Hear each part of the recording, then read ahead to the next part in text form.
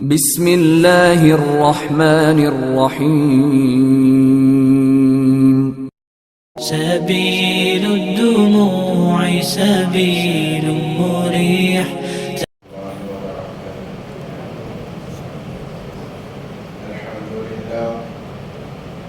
الحمد لله نحمده ونستعينه ونستغفره ونؤمن به ونتوكل عليه ونعوذ بالله من شرور أنفسنا ومن سيئات أعمالنا.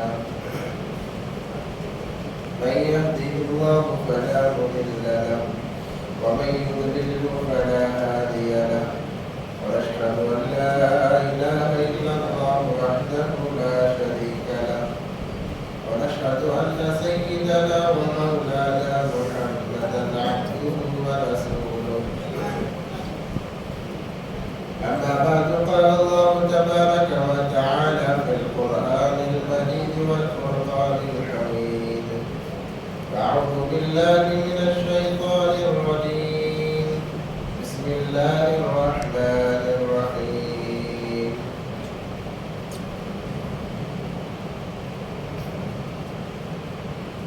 إنا أنزلناه في ليلة القدر، وما أدراك ما ليلة القدر. ليلة القدر خير من ألف شهر، تنزل الملائكة والروح فيها بإذن ربهم من كل أمر، سلام هي حتى مطلع الفجر. صدق الله العظيم.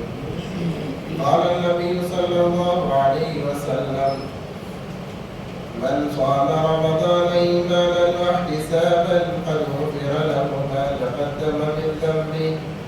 وقال النبي صلى الله عليه وسلم: ومن قام ليلة القدر إيمانا واحتسابا قد غفر له ما تقدم من ذنبه، أو كما قال عليه الصلاة والسلام. اللهم صل على سيدنا مولانا محمد في أول كلامنا. اللهم صل على سيدنا مولانا محمد في أوسط كلامنا. اللهم صل على سيدنا مولانا محمد في آخر كلامنا. اللهم لك الحمد كما أنت أهله، وصل على محمد كما أنت أهله، وافعل بنا ما أنت أهله، فإنك أنت أهل التقوى وأهل المغفرة. رب اشرح لي صدري ويسر لي أمري واحلل عقدة من لساني يفقهوا قولي. اللهم صل على محمد وآله ألف ألف مرة. اللهم صل على محمد وآله ألف ألف مرة. اللهم صل على محمد وآله ألف ألف مرة. محترم و معزز سامعین کرام، ایک مرتبہ دل کی گہرائیوں کے ساتھ درود پاک پڑھ لیں: اللهم صل على سيدنا محمد وعلى آل سيدنا محمد وبارك وسلم. معزز و مکرم سامعین کرام، ہم جس وقت سے گزر رہے ہیں، جس مہینے میں گزر رہے ہیں، یہ مہینہ، یہ وقت اللہ تبارک و تعالیٰ کو بہت زیادہ محبوب ہے، اور اللہ تبارک و تعالیٰ کے نزدیک اس مہینے کی بہت خاص اللہ تبارک و تعالیٰ نے فضیلتیں رکھی ہوئی ہیں۔ اس مہینے کے 3 عاشرے، پہلا عاشرہ رحمت کا، دوسرا مغفرت کا، اور تیسرا جہنم سے خلاصی کا ہے۔ دوسرا عاشرہ ختم کے قریب ہے، تیسرا عاشرہ شروع کے قریب، جو کہ جہنم سے خلاصی کا ہے۔ اس لیے ایمان والوں کو چاہیے کہ عاشروں کو غنیمت سمجھ کر جتنا زیادہ عبادتیں ہو سکے کر لیں۔ موت کا کوئی بھروسہ نہیں ہے، کب آ کر اچک لے۔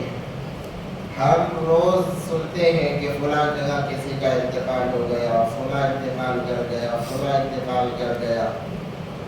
پتہ نہیں ہمارا اعلان کب آ جائے کہ مسجد سے اعلان ہو کہ فلاں بن فلاں کا انتقال ہو گیا.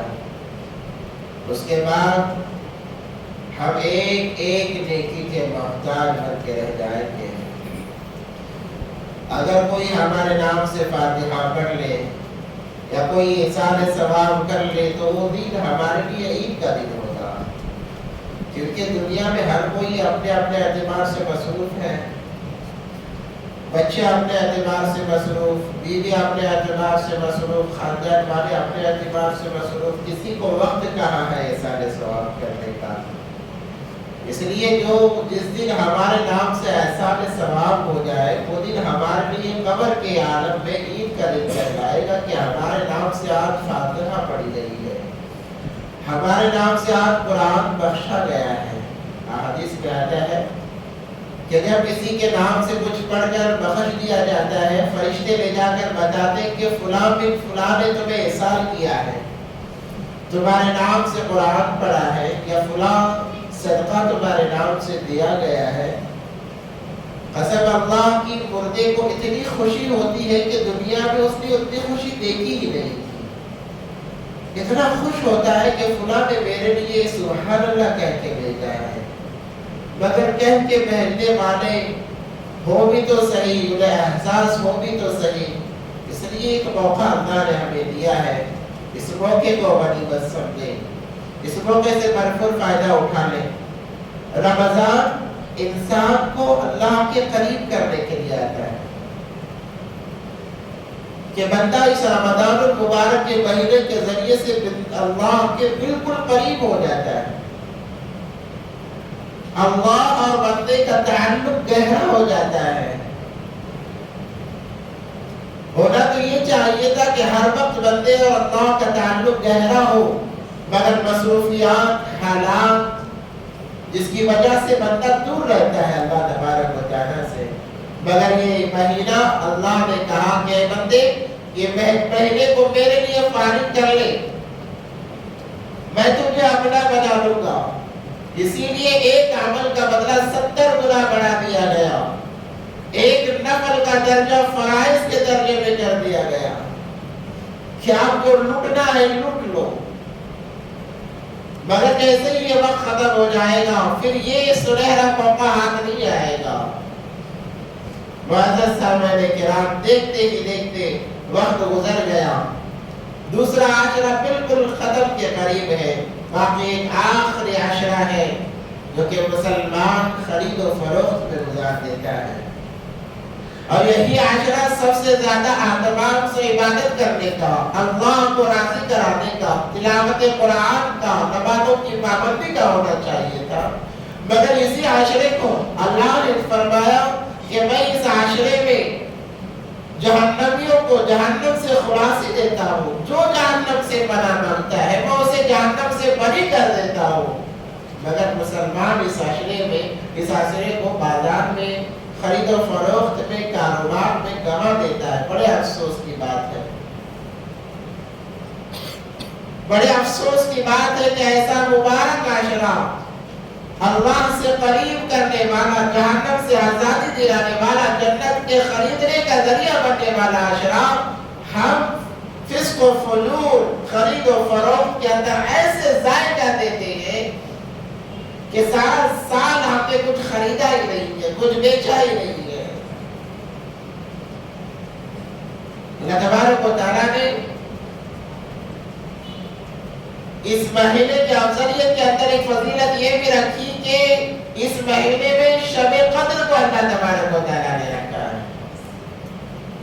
پہلے زمانے کے جو انبیاء تھے، لوگ تھے، ان کی عمریں زیادہ تھی. ایک مرتبہ نبی پاک صلی اللہ علیہ وسلم کے پاس بنی اسرائیل کے ایک آدمی کا تذکرہ کیا گیا. اس نے 1000 مہینے تک جہاد کیا، 1000 مہینے تک جہاد کیا، 1000 مہینے تک اس کے پیشانی کا پسینہ سوکھا نہیں. اور ایک آدمی کا تذکرہ کیا گیا جس نے 1000 مہینے عبادت کی، پلک جھپکنے کے برابر بھی لاپرواہی نہیں کی. نبی پاک صلی اللہ علیہ وسلم کو بڑا رنج ہوا، اے باری تعالیٰ بنی اسرائیل کے لوگوں کی عبادتیں اتنی زیادہ، 1000 مہینے 500 مہینے تک پلک جھپکنے کے برابر وہ عبادتیں کریں، اتنا بھی وقت ضائع نہیں کیا کہ پلک جھپکے۔ میری امت کی عمر جو 60 اور 70 سال کے درمیان، میری امت ان کے ثواب کو کیسے پہنچے گی؟ یہ پیارے حبیب صلی اللہ علیہ وسلم کو رد ہوا، کیا تکلیف تھی؟ رد کس کا ہو رہا ہے کہ انہوں نے اتنے سال اتنے مہینے عبادتیں کی، میری امت کو اتنی ان کی عمریں نہیں ہے، وہ ان کے ثواب کو کیسے پہنچے گی؟ باری تعالیٰ اللہ تبارک و تعالیٰ نے اپنے حبیب کو پریشان دیکھا، جبرائیل کو دوڑا، جبرائیل جاؤ یہ آیتیں لے کر جاؤ، اِنَّا أَنزَلْنَاهُ فِي لَيْلَةِ الْقَدْرِ، اے نبی جی خوش ہو جائیے، آپ غمگین نہ ہو، رنجیدہ نہ ہو۔ جبرائیل ابھی دوڑتے ہوئے آئے اور یہ سورت لے کر آئے، اِنَّا أَنزَلْنَاهُ فِي لَيْلَةِ الْقَدْرِ، یقیناً بلا شبہ جیسے ہم نے اس مہینے میں قرآن نازل کیا ہے، اسی مہینے کے ایک رات کو ہم نے لیلۃ القدر بنایا ہے، اِنَّا أَنزَلْنَاهُ فِي لَيْلَةِ الْقَدْرِ وَمَا أَدْرَاكَ مَا لَيْلَةُ الْقَدْرِ، سوالیہ انداز جانتے ہو لیلۃ القدر کیا ہے؟ وَمَا أَدْرَاكَ مَا لَيْلَةُ الْقَدْرِ، کہیں دھوکہ نہ ہو جائے کہ کسی چیز کا نام بتایا جا رہا ہے۔ وَمَا أَدْرَاكَ مَا لَيْلَةُ الْقَدْرِ، خود ہی اللہ فرماتے ہیں لیلۃ القدر خیر من الف شہر، یہ لیلۃ القدر 1000 مہینوں سے افضل ہے۔ آپ کا غم دور ہو گیا، آپ کی پریشانی دور ہو گئی۔ اس آدمی کا واقعہ یہ تھا کہ وہ 1000 مہینے تک جہاد کرتا رہا، کبھی نافرمانی نہیں کی تو بار بار اس کی تعریف کی جاتی کہ اس نے اتنے مہینے عبادت کی ہے۔ تو نبی پاک صلی اللہ علیہ وسلم کو اس آیت کے ذریعے سے تسلی دی جا رہی ہے، لیلۃ القدر خیر من الف شہر، 1000 مہینوں سے بھی افضل ہے، 1000 مہینوں سے بھی افضل ہے۔ اس نے 1000 مہینے جہاد کیا، قبول ہوا اور نہیں ہوا اللہ بہتر جانتا ہے۔ اے نبی جی آپ کا امتی اس رات میں جاگ لے گا، نماز پڑھ لے گا، 1000 مہینے مقبول عبادت کرنے کا اسے ثواب دیا جائے گا، جو کہ اللہ کے نزدیک قبول ہو گئے۔ اس کے جہاد میں شک و شبہ ہو سکتا ہے، کیونکہ جب بندہ عبادت کرنے میں بیٹھتا ہے چاہتا ہے کہ میرا تذکرہ ہو، میرا چرچا ہو، میری بابا ہو، شکوک و شبہات ہو سکتے ہیں۔ اے نبی جی آپ کا امتی اس رات کی تلاش میں رات میں جاگ لے گا اور اس رات کو پا لے گا، 1000 مہینے مقبول عبادت جو قابل قبول ہو گئی، جو مقبول کر لیا گیا، عبادت کرنے کا ثواب ملے گا۔ آپ فکر نہ کریں، آپ غمگین نہ ہو۔ جو میں نے شروع میں احادیث مبارکہ پڑھی، بخاری و مسلم کے اندر اس کو نقل کیا گیا ہے، من قام لیلۃ القدر ایمانا واحتسابا قد غفر له ما تقدم من ذنبه، کہ جو انسان لیلۃ القدر میں جاگ لے، عبادت کر لے، اللہ تبارک و تعالیٰ اس کے سارے پچھلے گناہ معاف فرما دیتے ہیں۔ ایک تو 1000 مہینوں کی مقبول عبادت کا ثواب مل رہا ہے، اور جو گناہ ہو چکے ہیں اللہ فرما رہے کہ سارے معاف کر دیے جاتے ہیں۔ اس رات کی فضیلت یہ ہے کہ اس رات میں فرشتے جھنڈ بنا کر زمین پر آتے ہیں، جھنڈ کی شکل میں آتے ہیں، لشکروں کی شکل میں آتے ہیں، زمین میں آ کر پھیل جاتے ہیں۔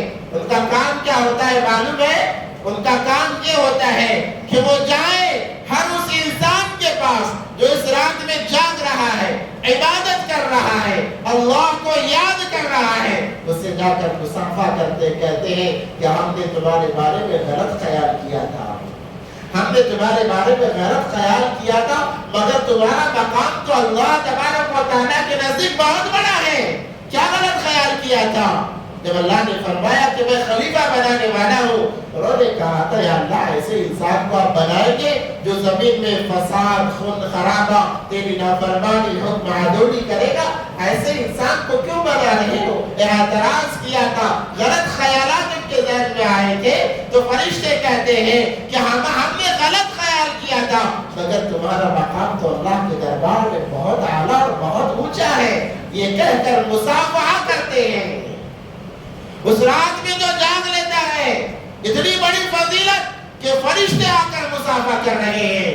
جبرائیل امین نے اگر کسی سے مصافحہ کیا ہے، دو جہاں کے سردار حضرت محمد مصطفیٰ صلی اللہ علیہ وسلم کی ذات گرامی ہے، مگر شب قدر کا وقت ہوتا ہے، شب قدر کی رات آتی ہے، جبرائیل امین خود آتے ہیں اور آ کر نبی کے امتیوں سے ملاقات کرتے ہیں، مصافحہ کرتے ہیں کہ میرے حبیب پاک صلی اللہ علیہ وسلم کی امتی ہے۔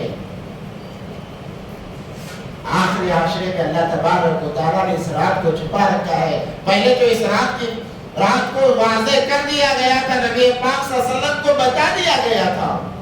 نبی پاک صلی اللہ علیہ وسلم امت کو بتانے کے لیے کہ یہ رات کون سی ہے، اس کی کیا فضیلت ہے، فضیلت تو بعد میں بتا دی، مگر رات بتانے کے لیے نبی پاک صلی اللہ علیہ وسلم باہر تشریف لائے، دیکھا کہ دو مسلمان لڑ رہے ہیں۔ نبی پاک صلی اللہ علیہ وسلم ان کی طرف متوجہ ہوئے تو رات بلا دی گئی کہ کون سی رات ہے۔ اب نبی پاک صلی اللہ علیہ وسلم نے فرمایا کہ میں جو تمہیں بتانے نکلا تھا کہ شب قدر کس رات میں ہے، مگر دونوں کی لڑائی کی وجہ سے، دیکھو لڑنا کتنی بڑی نحوست ہے، شب قدر جیسی بہترین رات کی تعین کو محفوظ کر دیا گیا، یعنی بھلا دیا گیا۔ کاش کہ دو مسلمان نہ لڑے ہوتے۔ اس لیے جب مسلمان دو آپس میں لڑتے ہیں، بہت بڑی خیر سے، بہت بڑی ہدایت سے محروم ہو جاتے ہیں۔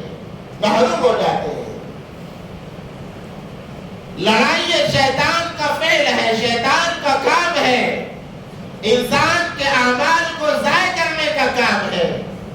دو مسلمان لڑتے ہیں، دلوں میں بغض پیدا ہو جاتا ہے، حسد پیدا ہو جاتا ہے، بات چیت چھوڑ دیتے ہیں، بات کرنا چھوڑ دیتے ہیں، دنیاوی غرض کی وجہ سے۔ دینی غرض کے لیے لڑا جائے کوئی معاملہ نہیں ہے، بحث و مباحثہ کیا جائے کوئی معاملہ نہیں، دنیا کی غرض کے لیے جب دو مسلمان لڑتے ہیں اور بولنا بند کر دیتے ہیں، احادیث میں آتا ہے 3 دن سے زیادہ بولنا جو انسان چھوڑ دے اس کے جنت میں جانے کی ضمانت دے دی جاتی ہے، اور اسی حالت میں مر گئے اللہ تبارک و تعالیٰ معاف بھی نہیں فرمائیں گے۔ اس لیے انسان کو چاہیے کہ لڑنا جھگڑنا بند کرے، لڑائی یہ شیطان کا فعل ہے۔ تو نبی پاک صلی اللہ علیہ وسلم کو بھلا دیا گیا، نبی پاک صلی اللہ علیہ وسلم نے فرمایا وہ رات مجھے بھلا دی گئی ہے، اب اس کو آخری عشرے میں تلاش کرو، جنہیں ہم طاق راتیں کہتے ہیں، طاق راتیں کہتے ہیں۔ 20 سے لے کر 30 تاریخ تک یہ جو طاق راتیں بیان کی جاتی ہے وہ شب قدر کی تلاش کے لیے، تاکہ کوئی ایک رات میں شب قدر ہو جس کے اندر ہم جاگ لیں، جاگ کر عبادت کر لیں، تاکہ اللہ تبارک و تعالیٰ ہمارے پچھلے تمام گناہوں کو معاف فرما دے، جبرائیل جیسے مقدس فرشتے سے ہمیں ملاقات کرنے والے بن جائے۔ مگر افسوس، بہت زیادہ افسوس ہوتا ہے کہ رمضان کا آخری عشرہ ہوتا ہے اور شب قدر کی تلاش ہوتی ہے، ویسے بھی مسلمان بازاروں کی زینت بنتا نظر آتا ہے۔ اور کب تک ہم دنیا کے اندر رہیں گے؟ آخر انسان کیوں نہیں سمجھتا، مسلمان کیوں نہیں سمجھتا کہ وہ جتنا بھی مال کما جمع چھوڑ کر جانا ہے، ساتھ میں کچھ آنے والا نہیں ہے، ساری دنیا کا مالک بن جائے۔ سکندر اعظم کا قصہ بار بار ہم سنتے ہیں، اس نے ساری دنیا کو فتح کیا ہے۔ جب اس نے اپنا پرچم لہرایا کہ آج سے دنیا کا بادشاہ میں ہوں، اسے بخار آیا، 33 سال کی عمر، زیادہ نہیں، بخار اتنا بڑا کہ موت کے قریب ہو گیا۔ تمام لوگ حکیم مایوس ہو گئے کہ ہم کچھ نہیں کر سکتے۔ بخار کتنی بڑی بیماری ہے، یہ تو روزمرہ کی بیماریوں میں سے بخار ہے، مگر وہ بخار اتنی بڑی کہ موت کے قریب ہو گیا، سارے حکیموں نے ہاتھ اٹھا دیا کہ ہم کچھ نہیں کر سکتے، ہم تھک گئے علاج کراتے کراتے۔ اس نے کہا کوئی ہے، کوئی ایسا ہے کہ میں نے ساری دنیا کو فتح کیا ہے، ساری دنیا کی حکومت میں اسے دے دوں گا، بدلے میں مجھے اتنی مہلت دلا دی جائے، میری صحت اتنی اچھی ہو جائے، میں اپنے گھر جا کر مرنا چاہتا ہوں۔ اچھا ہونا چاہتا ہوں یہ نہیں کہا اس نے، مرنا تو ہے، مجھے پتا ہے میں مروں گا، مگر کوئی ایسا حکیم ہے جو مجھے اتنی زندگی دلا دے کہ میں دنیا کو تو فتح کر چکا ہوں، اب میں اپنے گھر پہنچ جاؤں اور وہاں جا کر مرنا چاہتا ہوں۔ مگر اسے اتنا بھی موقع نہیں دیا گیا، جب اسے پتا چل گیا کہ اب میں مر جاؤں گا، اس نے کہا کیا ہے میرے وزیروں، جب مجھے جنازے میں داخل کراؤ تو میرے دونوں ہاتھوں کو باہر لٹکا دینا، دونوں ہاتھوں کو باہر لگا دینا۔ پوچھنے والوں نے پوچھا بادشاہ سلامت ایسا کیوں کہ آپ کے دونوں ہاتھ جنازے کے باہر ہم کیوں نہ رکھیں، آپ تو بادشاہ ہیں، آپ کی بے حرمتی ہو جائے گی۔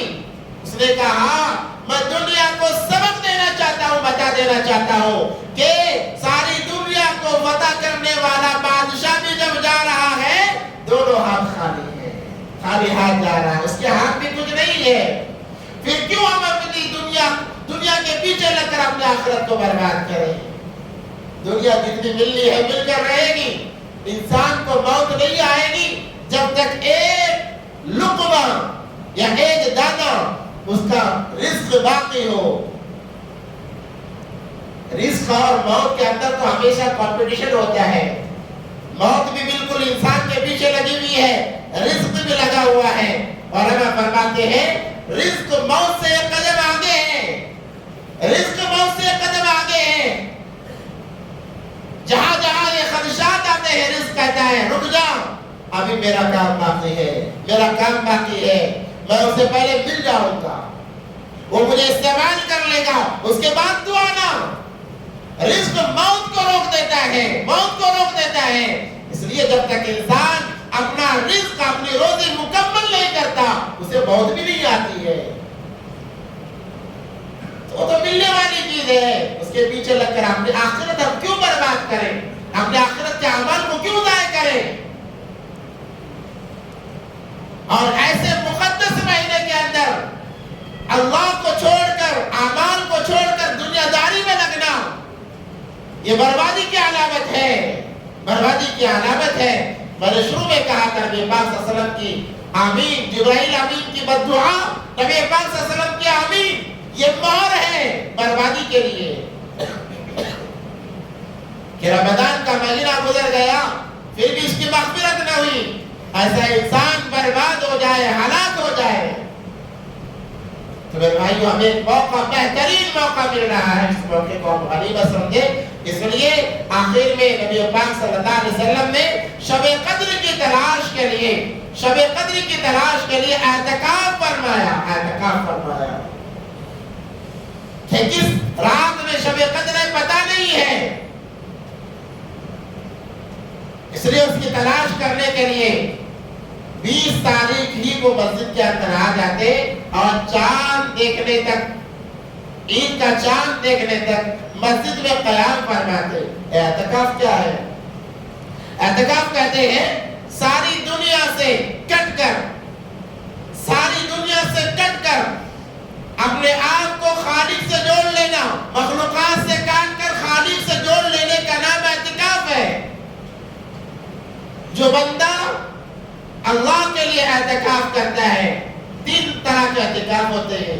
ایک منت کا اعتکاف، یا اللہ اگر میرا فلاں کام ہو جائے تو میں 2 دن اعتکاف کروں گا، ایک یہ منت والا اعتکاف ہوتا ہے۔ دوسرا نفل اعتکاف ہے کہ آتے آتے نیت پڑھ لی، مسجد میں آتے ہوئے نیت کر لی کہ میں اعتکاف میں ہوں، تو وہ ایک اعتکاف ہو گیا۔ اور رمضان کا خاص کر کے جو اعتکاف ہے وہ سنت مؤکدہ والا اعتکاف ہے، یہ خاص رمضان المبارک کے مہینے میں ہوتا ہے، 10 دن کا ہوتا ہے، مکمل 10 دن۔ 20 تاریخ کی شام میں مسجد میں آ گئے اور نیت کر لی، آپ چاند دیکھنے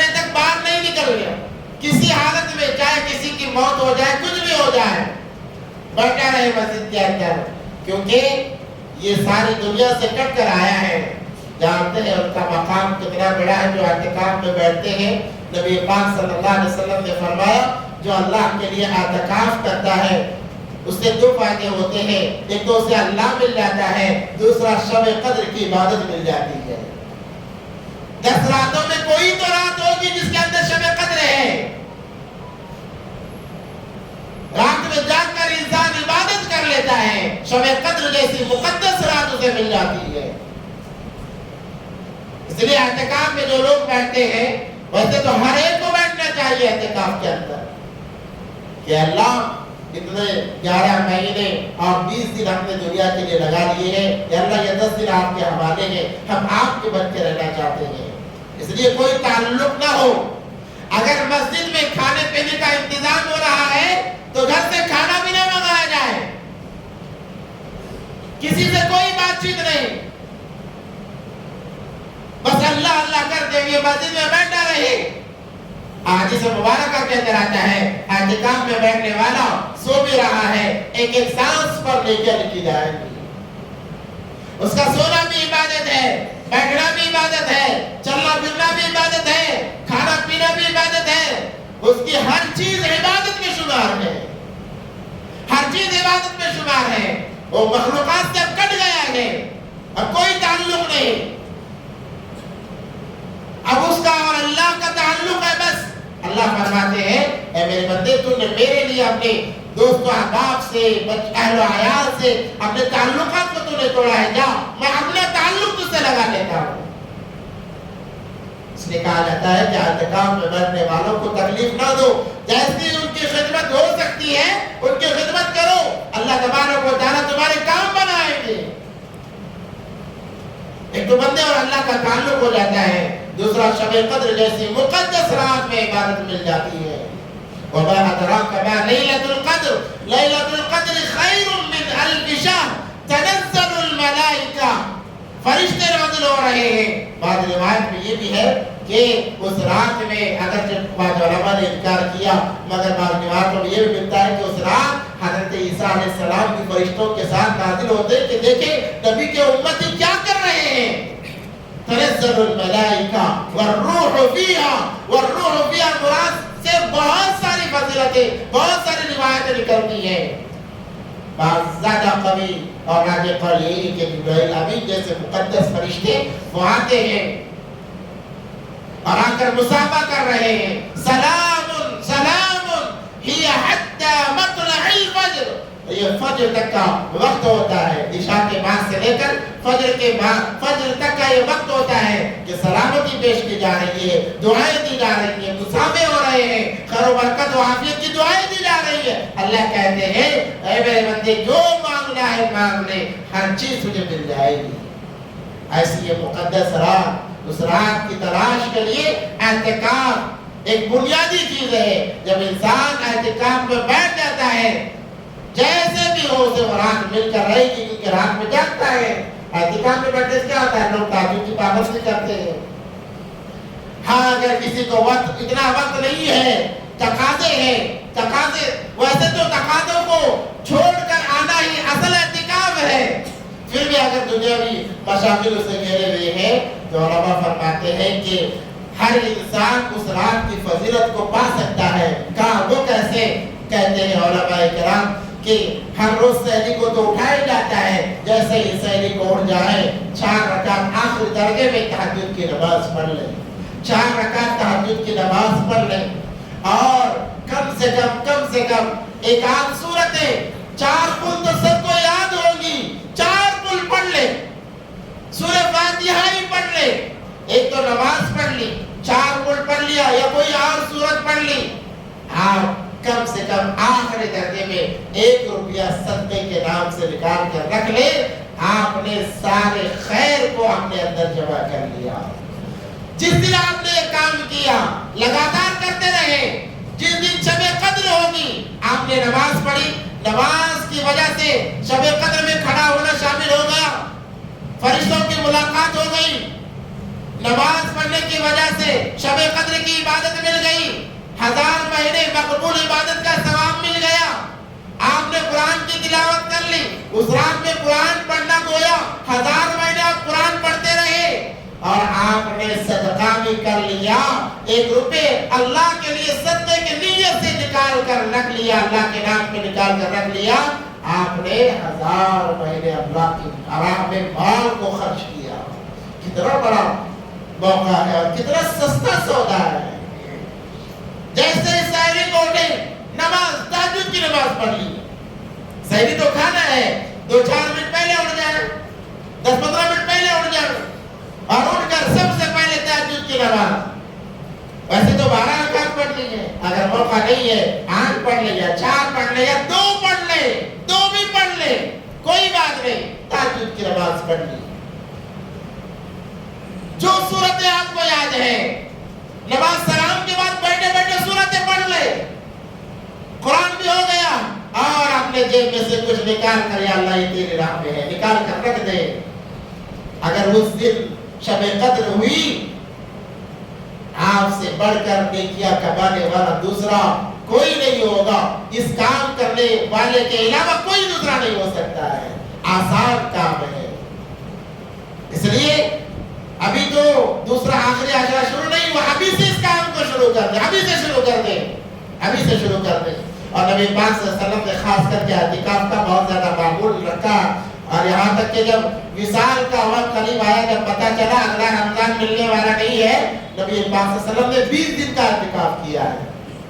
20 دن کا اعتکاف کیا ہے. اتنی زیادہ اس کی فضیلت ہے. اس لیے میں تمام سے گزارش کرتا ہوں کہ کم سے کم آخری عشرہ 20ویں روزے کی رات میں مغرب سے پہلے ہم مسجد میں آ جائیں, نیت کر کے کہ ہم اعتکاف میں بیٹھے ہیں. دنیا سے کوئی تعلق نہیں, گھر والوں سے کوئی تعلق نہیں. ہاں, کھانے پینے کا انتظام پہلے بتا کر آ جائیں کہ اتنے وقت پر مجھے کھانا بھیج دینا ہے سحری اور افطاری کے لیے, پھر اس کے علاوہ دنیا میں کوئی کام نہ ہو. بعض جگہ دیکھا جاتا ہے کہ لوگ اعتکاف میں بیٹھ کر کاروبار کر رہے ہوتے ہیں. یہ بہت بری چیز ہے. اللہ کے لیے آ کر, اللہ کے دربار میں آ کر گویا ایسا ہوا کہ آپ کو سی ایم کے پاس جانے کا موقع ملا ہے اور چند منٹ ملے ہیں بات کرنے کے. آپ اس کے پاس گئے اور جا کر سر کھجانے لگے, ادھر ادھر دیکھنے لگے, یا فون پہ بات کرنے لگے. ایک تو وہ غصہ بھی ہو جائے گا, اپنے دربار سے نکال بھی دے گا, اور اس کے بعد آپ کا کام کبھی نہیں کرے گا. ہم اللہ کے دربار میں آ رہے ہیں اور آ کر کاروبار کریں, مسجد میں بیٹھ کر کاروبار کریں, دنیا کی باتیں کریں. اسی لیے اعتکاف میں بیٹھنے والے جب دنیا کی باتیں کرتے ہیں, بعض علماء فرماتے ہیں کہ اعتکاف ٹوٹ جاتا ہے. اور اگر بے غرض مسجد سے باہر بھی اگر نکل رہے ہیں, کوئی کام نہیں, بس باتیں کرنے کے لیے کہ مسجد میں باتیں کرنا منع ہے, چلو باہر جا کر باتیں کرتے ہیں, اعتکاف ٹوٹ جاتا ہے. مسجد سے باہر جانے کی اجازت کب ہے؟ بہت سخت ضرورت, اگر پیشاب پاخانے کی ضرورت پیش آئی ہے تبھی جا سکتے. بات کرنے کی اجازت نہیں. گئے اپنا کام کر لیے اور آ کر مسجد میں بیٹھ گئے. اور پھر کسی چیز کے لیے پانی نہانے کی ضرورت پیش آئی, گئے پانی نہا لیے, پھر واپس آ گئے. اس کے علاوہ کسی چیز کے لیے جانے کی اجازت نہیں ہے. یہاں تک کہ تجہیز و تکفین میں جانا کتنے بڑے ثواب کا کام, خیر کا کام ہے, مگر اعتکاف میں بیٹھنے والوں سے کہا گیا کہ آپ نہ جاؤ, وہاں جانے سے زیادہ ثواب آپ کو یہاں پر ملے گا. اس لیے مکمل دنیا سے کٹ کر اعتکاف میں بیٹھ جائیں. بہت بڑی فضیلت ہے قرآن کی احادیث مبارکہ کے اندر آئی ہے. اور جو لوگ جن کو مشاغل کی وجہ سے اعتکاف کا موقع نہیں مل رہا ہے, کم سے کم اس آخری عشرے میں اپنا تعلق اللہ سے زیادہ لگائیں, قرآن کی تلاوت زیادہ سے زیادہ کریں. وقت ختم ہو جائے گا, دیکھتے دیکھتے آخری عشرہ میں ختم ہو جائے گا. اب تو دنیا سے ذرا کٹ جائے. اس وقت کو یاد کریں جب ہمارے چاہنے والے, ہمارے ابا کہنے والی اولاد, اور محبت سے بلانے والی بیوی, بڑی محبت سے, پیار و محبت سے ملنے والے رشتہ دار ہمیں نہلا کر کپڑا کر قبر کے حوالے کریں گے. قبر کے حوالے یہ کہیں گے کہ تمہارا اور ہمارا تعلق ختم ہو گیا. منها خلقناکم وفیہا نعیدکم ومنها نخرجکم تارة أخرى. اور مٹی لگنے پر ہاتھوں کو جھاڑ کر یہ ہاتھ جھٹکا کر نکل جائیں گے, کہیں گے تمہارا ہمارا کوئی تعلق نہیں. اس وقت میں, اس تنہائی کے مرحلے میں ہمارا کیا بنے گا؟ چاروں طرف اندھیرا ہے, اوپر منو مٹی پڑی ہوئی ہے, کسی کو بلا نہیں سکتے، پکار نہیں سکتے، کوئی آواز سننے والا نہیں ہے، کوئی آواز سننے والا نہیں ہے۔ 40 قدم نکلتے ہی منکر نکیر آ جائیں گے سوال و جواب کے لیے۔ وہ تنہائی، وہ اندھیرا، وہاں پر ہمارا کیا بنے گا؟ اس اندھیرے کو یاد کریں، اس تنہائی کو یاد کریں تو اللہ کا خوف آئے گا دل کے اندر، اور دل یہ کہے گا کہ اے فلانے جا اللہ کے لیے 2 رکعت نماز پڑھ لے، چند عبادتیں کر لے، کیونکہ وہ اندھیرا کرنٹ سے دور نہیں ہوگا، کسی روشنی سے دور نہیں ہوگا، وہ اندھیرا نمازوں سے دور ہوگا۔ اب موقع ہے نمازیں پڑھ لینے کی، نمازیں ادا کر لیں، نمازوں کی پابندی کر لیں تاکہ قبر کا اندھیرا ہم سے دور ہو جائے، وہاں کی وحشت ہم سے دور ہو جائے۔ ایک تو نماز کی برکت سے اندھیرا دور ہوگا، اللہ نماز کو ایک انسانی شکل کا بنا کر ہمارے سامنے کھڑا کریں گے جو ہمیں سوال و جواب کے اندر مدد دے گا۔ اس تنہائی کو یاد کریں۔ اس لیے خدا را میں دوبارہ کہہ رہا ہوں، شب قدر آنے والی ہے، شب قدر کی رات بہت بڑی فضیلت والی رات ہے، 1000 مہینے عبادت کرنے کی رات ہے۔ اس کے لیے اعتکاف میں بیٹھ کر عبادت کریں، اور اعتکاف کرنا یہ واجب ہے۔ کم سے کم ایک انسان 2 عشرے کا اعتکاف کرنا ضروری ہے، ورنہ سارے محلے والے گنہگار ہوتے ہیں، سارے محلے والے۔ یہ فرض کفایہ کے درجے میں آتا ہے کہ ایک آدمی بھی اگر عشرے کا اعتکاف کر لے تو تمام کی طرف سے کافی ہے۔ اگر ایک نے بھی نہیں کیا تو امام کو اختیار ہوتا ہے کہ محلے والوں سے جنگ کرے، ورنہ اس نحوست کے اندر تمام لوگ شمار ہو جاتے ہیں، تمام پورے محلے والے گنہگار ہو جاتے ہیں۔ اس لیے اعتکاف کا معمول بنائے، نظام بنائے اور اعتکاف میں بیٹھے۔ اور دوسری چیز جو لوگ باہر ہوتے ہیں ان کے لیے یہی ہے کہ شب قدر کی تلاش کے لیے ابھی سے ایک عزم کر لیں کہ انشاءاللہ جب ہم سحری کے لیے اٹھیں گے ذرا پہلے اٹھ جائیں گے، اور 4 رکعت آخری درجے میں نماز اور چند سورتوں کی تلاوت، اور ایک آدھ جتنا اللہ نے ہمیں طاقت دی اور استطاعت دی ہے وہ صدقہ کر لیں گے۔ اللہ کی ذات سے امید ہے، بھرپور امید ہے کہ اللہ تبارک و تعالیٰ ہمیں شب قدر ہمیں نصیب فرمائیں گے۔ شب قدر کا مل جانا گویا کہ ہماری دنیا اور آخرت کا سمجھ جانا ہے۔ اللہ سے دعا ہے کہ اللہ تبارک و تعالیٰ تمام کے باتوں پر عمل کی توفیق عطا فرمائے۔ وآخر دعوانا الحمدللہ۔